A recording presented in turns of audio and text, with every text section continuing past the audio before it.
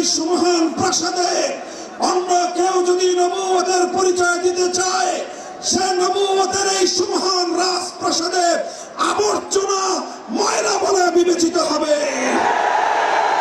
ইতিহাসের ঘৃণিত ময়লা আবর্জনা কুখ্যাত গোলাম আহমদ কাদিয়ানী এবং তার অনুসারীদেরকে বাংলার রাষ্ট্রে কাফের ঘোষণা দেখতে চাই।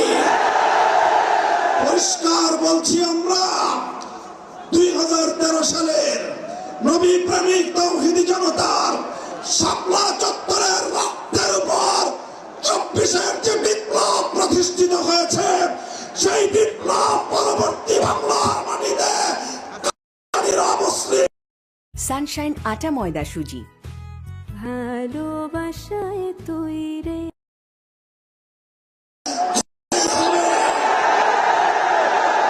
সরকারগুলোকে বলতে চাই, আমাদের পূর্বপুরুষ খতিব ওবায়দুল হক, শাইখুল হাদিস আল্লামা আজিজুল হক, সৈয়দ ফজলুল করিম পীর সাহেব চরমনাই, মুফতি ফজলুল হক আমিনী থেকে আল্লামা আহমদ শফি রহমতুল্লাহ আলাইহি, জুনায়েদ বাবু নগরী, সকলেই কাদিয়ানীদের খতমে নবুয়ত, এই কাদিয়ানীদের অমুসলিম রাষ্ট্রীয় ঘোষণা শুনে যেতে চেয়েছেন, দেখে যেতে চেয়েছেন।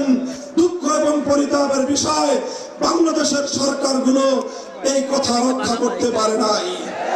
আমাদের আমির হেফাজত আল্লামা মুহিবুল্লাহ বাবু নগরী হায়াতে আছেন, তার নেতৃত্বে পীর সাহেব মধুপুর যেটা করেছেন, এবার কাদিয়ানীদের অমুসলিম ঘোষণা দাবি আদায় করার জন্য যদি প্রয়োজন হয় আবার 5 মের মতো ঢাকা অবরোধ করতে হবে।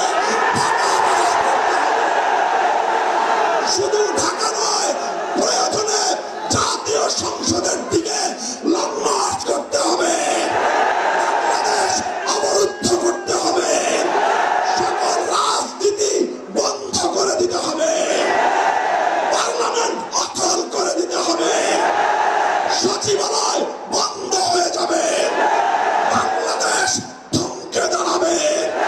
কাদিয়ানীদের অমুসলিম ঘোষণার দাবি আদায় করতে হবে, রক্ত দিতে হলে রক্ত দিতে হবে, জীবন দেওয়ার জন্য, খতমে নবুয়তের দাবি আদায়ের জন্য মাথায় কাফনের কাপড় বেঁধে শহীদ ঈদগাহে যেতে কারা প্রস্তুত, কারা প্রস্তুত?